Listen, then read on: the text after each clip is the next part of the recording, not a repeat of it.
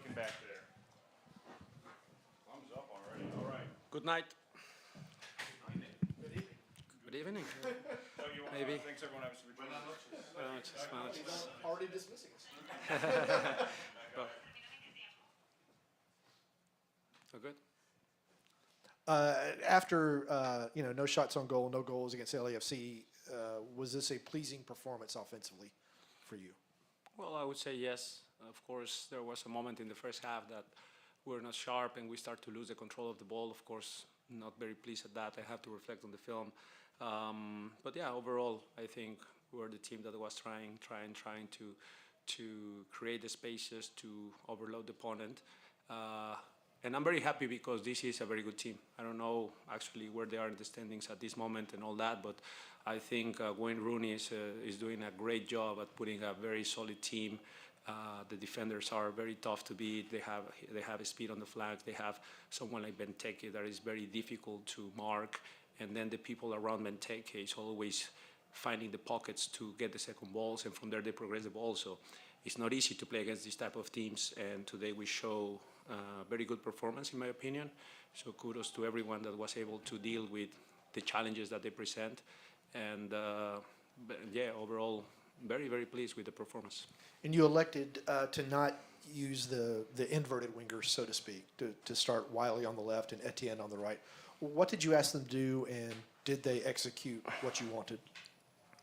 Well, a little bit the directness. I was telling you the other day on the press conference that maybe having someone like Yaku, it makes sense, maybe the natural wingers, and not that completely work, because I cannot say it completely worked. The crosses to Yaku probably were not there completely as I was expecting, but I feel like we are a bit more direct in the type of runs that we get. Inverted wingers are always good when you have someone like Luis that can take the ball on the left and then dribble inside. Someone like Brooks can overlap and create different challenges for the opponent. But I think having natural wingers adds another dimension to our game where we can create a space for players in the pockets because of how many runs we make in behind from that position on the flank. So tactically changes a little bit. So we'll have to see and reflect what is the best thing for the team. Again, we have to maybe adapt a little bit to Giacomakis because in the past we were looking a lot at the primacy zones and everything on the ground. Having someone like Yaku that is so dominant in their duels and he's always in good positions to attack the back, maybe we have to reflect on different ways to attack in the final third. So all those are reflections that in the following days we will be taking, of course, and we'll see. Joe? Gonzalo, congratulations on the win. Thank you. What do you make of Jay Fortune's full debut tonight? Fantastic. Fantastic. Someone that has been progressing very well. I think I told you since preseason, someone that we had a lot of faith. I think he's one that can play 6, can play 8, and a little bit in the pocket. He has that final product too, but also he can play double pivot. Today we were fluctuating between 8-10, 8-6, and double pivot, trying to create different challenges for the opponent, especially when we play double pivot. That puts Thiago beneath Yaku, and then at times the opponents are having trouble finding Thiago, right? So again, he's someone that is very interesting with his profile, and he showed very, very good actions, I think, offensively, defensively. So I'm looking forward to his progression in the season. And then just sticking with midfield, Franco Ibarra, what have you seen from him and the way he's kind of progressed in his time in Atlanta overall, but and especially this season and these last few games? It seems like he's in some of the best form he's been in. Yes, I think he's going well. I think he's a 6 that is very physical, that can win the duels. I was very pleased at him not getting the 8th yellow, so we can keep him for one more game. But he's very physical. And the times I feel like in that part of the field is time and space. If we are compact, we are giving Ibarra more chances to win the duels because in small distances, in 10, 15 yards, he's one of the best at putting pressure on opponents and close down and regain balls. If we start to be open and we start to be in bigger gaps in the middle of the field, 40, 50 yards by 76, I think it's a big space to cover for everyone. So again, I think at times the players suit better to certain moments of the game, certain games. When we are compact, I think Ibarra is one of the best to win those duels. When we're stretched, maybe not. What I'm also pleased with him is his ability to progress the ball. I have to take a look to the stats, but I think he's one of the best at receiving in the pocket and try to activate forward inside, not just outside or in behind. So I think he's progressing very well on that. Henry and Sydney. Gonzalo, could you just explain the decision to keep Mateus Rossetto out of the matchday squad? Oh, yes. He presented very, very fatigued after the game. So actually, right after the game, he mentioned that he was very, very, very tired and with some tightness in his calf. So then I knew that he wasn't starting in this game. And then if he was tired, I have someone like Amar Sedic that was completely fresh. So having 2 eights on the bench didn't make sense to me. And I choose having the fresher guy like Amar. And that's why I keep him out of the 20th because of precaution. So trying not to stress him too much with his calf. And one more thing. Ozzy Alonso returned to play with the first team today. What are your thoughts on what he brings to the team? Experience, seniority, understanding the moments of the game. I was just making a joke at him that the first action he tried to shoot with his left foot and probably wasn't what I was expecting from him, but he's super happy. It's been a very, very long journey. We all been in every step of his rehab. The medical department is doing a great job with all of them. And bringing them healthy and the right moment, and hopefully we can progress also to 90 minutes fit in the next couple months probably. But he brings that experience in that part of the field. We know when he's at his best. He's also very physical. He's also winning the duels. He knows how to seal that center of the field and on top of the center backs. And also he's very good at progressing the ball, smart in his passing choices. So. I think it's going to be still a long process to bring him 90 minutes fit, but he just started, so I'm very pleased with that. Sid, the now locker room is open. Sid, go ahead. Gonzalo, Tyler has become a player that it seems like he's getting more and more time on the field for you all, and I feel like you've talked about him as well as Jay during the preseason, during much of the season. With Luis leaving for Brazil in a few weeks, how will Tyler's role continue to grow with the club? Yes, I think regardless of Luis leaving or not, I think Tyler is earning minutes. Regardless of Luis' situation, he's been performing very well. First and foremost, in the training sessions with the second team, and we as coaches we take a look at all those little details, the attitude when he goes to the second team, the attitude when he's not in the lineup, he has to train on the side and all that, and he's been putting the effort big time. So when I see those performances from him, I take a look at those moments where he's been very frustrated in the training sessions and he's trying to work harder and harder every time, and that's a reward to me. So I think, of course, his earning minutes is the discussion of, is he ready to start? Probably he deserves it, but with young kids, you have to be a little bit cautious and take them a little bit progressively because it's not the same impacting the game as a sub and rather than starting. So that's the path, but for sure he's pushing for minutes, and actually his characteristics start to suit very well what we want. We want wingers to be dangerous in the transition moments. We want wingers that are willing to run in behind. We want wingers that also understand how to come in the pockets and combine. And when we arrive on the opposite side, in the opposite premises on us today, they arrive in the far post and we occupy better the positions inside the box once we get in those dangerous areas. So he's fitting all of that. Is now how we progress him to being a starter, and that's also up to him. He has to maintain and be consistent, and we will take further decisions in the next few weeks. Last two in English, Doug, for now.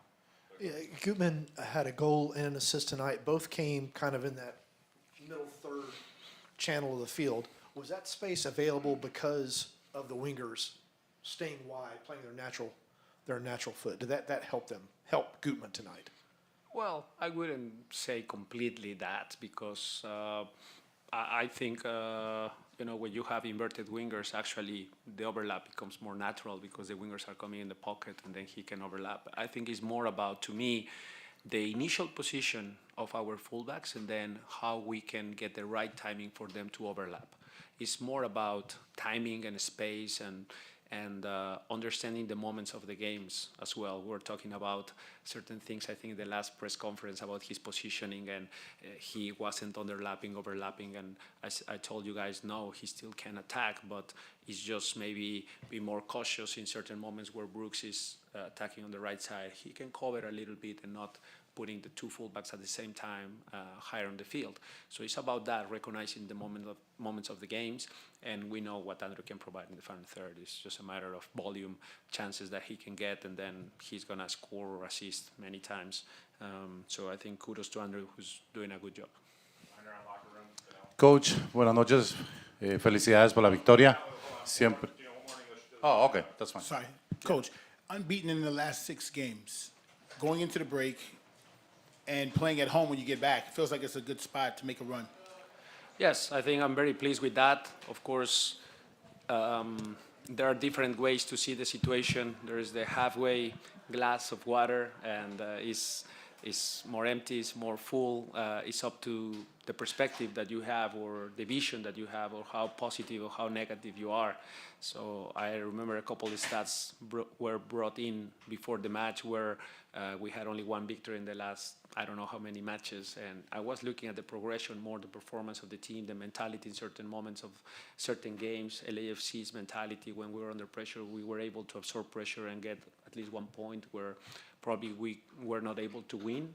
We don't lose. And that, to me, again, builds into the confidence, the belief, and then when you start to play good and you start to get the goals, you are tougher when you are defending the advantage. So very pleased with that start of being unbeaten in the last few games. Of course, we would like to win more often away, especially because something that is in the back of my head is why we are not the same dominant team as we are normally at home, and we put that away. A lot of that is mentality. A lot of that is also MLS. Teams seems to be more comfortable at home. The travel, all these nuances that are in MLS. But obviously very pleased with the current form of the team. And again, I think, consistent lineups get you here. And I think the last few weeks I've been more consistent in the lineups. And so then the cohesion is better. I hope after the international window again, this is not disrupted that much, and we learn a bit of a lesson to maintain the same level regardless of who plays, and we can sustain these type of performances. So we'll work very hard in the next few weeks to try to maintain that. Okay. Gracias. Thank you. Coach, felicidades por la victoria. Siempre es importante ganar. Gracias. ¿Cómo te pareció cómo jugó Fortune? Jugó hoy. Y a la ida de Luis Araujo se ha hablado mucho que va a venir algún jugador, pero mi pregunta ¿va a venir un delantero o qué posición están buscando? Porque se habla mucho de un defensa y se habla mucho que Atlanta United se está acercando a Sergio Ramos. Quisiera que me dijeras si es verdad o solo son rumores o qué es lo que hay con la llegada de Sergio Ramos y si estás contento con el grupo que tienes o te vas a quedar como estás para hasta el resto de la temporada. Mira, cuestión de fichajes no me gusta hablar, primero porque no es mi responsabilidad principal. Carlos seguramente algún momento en las semanas que vienen, especialmente cuando empiecen a llegar jugadores, dará una conferencia de prensa, me imagino, y él podrá explicar muchas de estas cosas, ¿no? De rumores y eso, trato de no alimentarme de eso, incluso a veces cuando ya tenemos algo medio adelantado, con algún jugador se cae, entonces, y cosas que nadie sabe. Entonces, no me gusta hablar de rumores o expectativas. Posiciones tampoco te puedo decir porque a veces uno da pistas y o se encarece o se desvanece alguna posibilidad. Entonces prefiero ser muy cauto con posiciones. De que van a llegar jugadores, por supuesto que van a llegar, y está Carlos y la directiva trabajando muy duro para que eso pase y traer a jugadores que realmente puedan impactar en el once inicial del equipo y sobre todo darnos un boost de energía para la segunda mitad. Entonces, de que van a llegar, estoy seguro, y estoy seguro también que van a llegar a impactar con todo en la segunda mitad del torneo. ¿Y cómo te pareció el partido de Fortune? Perdón, sí, Gianni, muy bueno, creo que muy bueno. Siempre es una duda, ¿no? Cuando pones a un jugador joven de inicio, después de algunos momentos donde empiezan a iniciar, Hoy capaz que un poco por la necesidad de que Rossetto no estaba para jugar muchos minutos, a Amar tampoco porque va regresando una lesión, lo pongo y da un gran partido en mi forma de ver, con ciertos detallitos como siempre, que uno quisiera algunos detalles más limpios, pero me parece que hizo un gran partido ofensiva y defensivamente, y creo que si lo saqué del partido fue un poco por lo físico y porque no está acostumbrado a jugar 90 minutos de hace tiempo, pero perfectamente lo hubiera podido dejar adentro porque estaba haciendo un muy buen partido. Profe, buenas noches. Juan Carlos Brando para La Mejor Atlanta. Giorgio Giacomakis hoy llegó a su quinta tarjeta amarilla y pues lo vemos a veces como que se le va el temperamento, el carácter. El hecho de llevarse esa quinta tarjeta el día de hoy, ¿fue para aprovechar que tiene que salir también o fue simplemente que una vez más se le va el carácter y el temperamento? No, me encanta Giorgio, hace todo lo que haya que hacer para ganar. Es un tipo líder, es un tipo que entiende los momentos. Por supuesto que hay veces, creo que ha sido también mal juzgado por su volumen, por su estatura y su corpulencia. De repente se lleva más amarillas de las que son. Esa misma jugada donde hoy le sacan amarilla la hace Thiago Almada y no es nada. Entonces a veces por su fortaleza física, cualquier choque, cualquier roce se ve muy espectacular. Cuando ves la jugada en repetición, la gran mayoría de sus amarillas no son.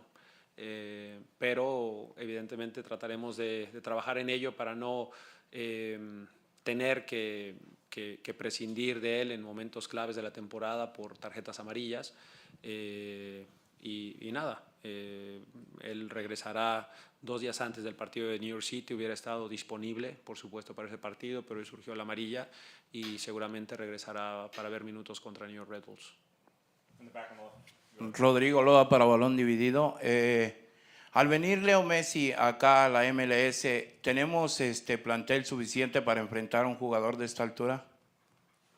Sí. Sí. Buenas noches, profe Gonzalo. Felicidades por la victoria. Entre semana dijiste que tenías el plan de juego, que conocías cómo jugaba el DC United. ¿Sentís que esta noche tu plan de juego se llevó a cabalidad o viste algunas cosas que quisiste que tu equipo implementara? Sí, creo que en el primer tiempo se hubiera podido manifestar mucho mejor. Los últimos 15, 20 minutos no me gustaron, sobre todo después de que recibimos el gol del empate. No me gustó que no continuamos con la misma idea de juego que nos estaba dando el gol y algunas jugadas peligrosas en el primer tiempo. Pero en el segundo tiempo, capaz que si no de la misma manera como lo planeamos, pero sí llegamos a las mismas zonas que queríamos llegar. Entonces, de una manera un poco diferente, siempre hay estos ajustes, el rival ajusta y creo que el equipo entendió bien lo que había que hacer y me voy muy contento por todo, por el resultado, el rendimiento, porque en la gran parte creo que sí se cumplió el plan de juego y los jugadores lo aplicaron de muy buena manera. Y la última, solamente por la banda izquierda del DC United sabemos que habían carencias ahí, debilidades. ¿Esa fue alguna lectura durante el partido o solo fue momentos del partido en el cual Goodman dio esos pases de gol y anotó el gol? Mira, la verdad, te soy sincero, yo no veía alguna debilidad en el lado derecho de DC. Creo que una vez más Wayne Rooney hizo un gran planteo de partido. Este muchacho Green, cuando lo scouteamos, es un jugador muy físico que ya había jugado incluso también por izquierda en algunos partidos y también había jugado por derecha también en otros, pero más recientemente en la izquierda y es un muchacho muy físico. Entonces sentía, de hecho, cuando vi esa alineación, dije, bueno, estarán tratando de tapar a Caleb con la velocidad que tiene y si bien Caleb es muy rápido, de hecho le ganó la espalda en algunas ocasiones. Creo que a veces es el volumen de nuestras carreras lo cual desgasta a los rivales. Entonces Caleb hizo un gran partido de desgaste, llegando alguna vez a la espalda de él. En el segundo tiempo hay una que lo agarra en transición bastante buena y le gana la espalda, pero después no siempre tiene que ser Caleb. Entonces en el último esfuerzo, si fluctuamos, y a veces es Caleb, a veces es Andrew por el lado derecho, si hubiera sido Derrick y a veces Brooks, creo que empiezas a cansar a los laterales por volumen y llega el momento donde se tienen que abrir, y entonces tienen que abrirse los espacios. Entonces, esa mentalidad de atacar, correr, esto al final siempre da resultados porque empiezas a estirar a los rivales y a cansarlos. última, profe, para la mejor Atlanta. Tyler Wolff se está convirtiendo quizás en ese sustituto natural que se muestra para tomar el lugar de Luis Araújo. Bueno, a ver, una vez más lo decía en inglés, Tyler está haciendo méritos para iniciar, por supuesto. Al ser tan joven, a veces uno como entrenador pues tiene ciertas dudas de, ok, lo está haciendo muy bien de cambio, no lo toco y lo dejo como un gran revulsivo, alguien que como muchos otros llegan a cambiar el juego para bien, ¿no? No es la primera vez que alguien que pongo de cambio anota gol o es muy importante en el resultado, y Tyler lo está haciendo de manera continua. Entonces la cuestión que uno tiene, quita un gran sustituto para ponerlo de inicio porque ya capaz que se lo merece, o lo dejo así y no lo toco. A veces con jugadores tan jóvenes sabemos que no es lo mismo iniciar que entrar de cambio cuando el partido ya está un poco más abierto y no que sea más fácil impactar, pero hay más espacios para impactar el marcador. Entonces estamos en esa discusión, en esas conversaciones, a analizar, pero de que Tyler está empujando por un lugar de titular en cualquiera de los dos costados, lo está haciendo. Lo está haciendo, ha metido goles por izquierda, ha metido goles por derecha y también trabaja bien en la parte defensiva, viene a los rebotes, hace trabajo y desgaste defensivo, es un jugador que se queda abierto y ataca a la espalda, se sabe botar entre líneas y combinar con Thiago, con Yaku, y es un jugador que siempre llega al segundo poste en los centros. Entonces es muy valioso y bueno, seguramente irá progresando, agarrando más confianza y veremos si en algún momento le damos la oportunidad de titular. Okay. Gracias.